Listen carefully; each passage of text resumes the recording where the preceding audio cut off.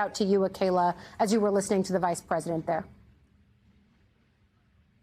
Yeah, Ali, I heard a lot of the same, this tough talk that we heard from the vice president. That has really been his style. He's been somewhat of a bulldog for the president and this administration.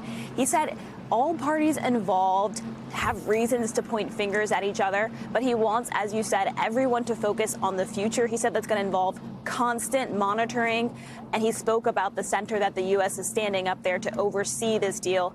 And he plainly laid out that a lot of these hostages are buried under rebel.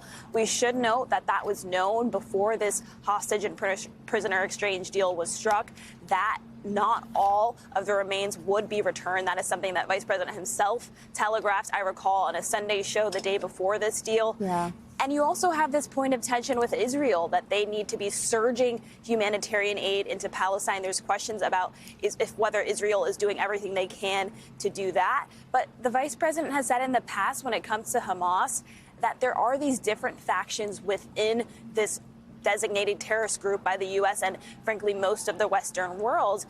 And they aren't sure whether the violations that we've seen has been something that was authorized by Hamas leadership. Hamas leadership says that they are not involved. But he also reiterated some of the president's threats. He said that there will be bad things, quote, that happen if Hamas does not agree to their side of the deal. So a lot of tough talk from the vice president today.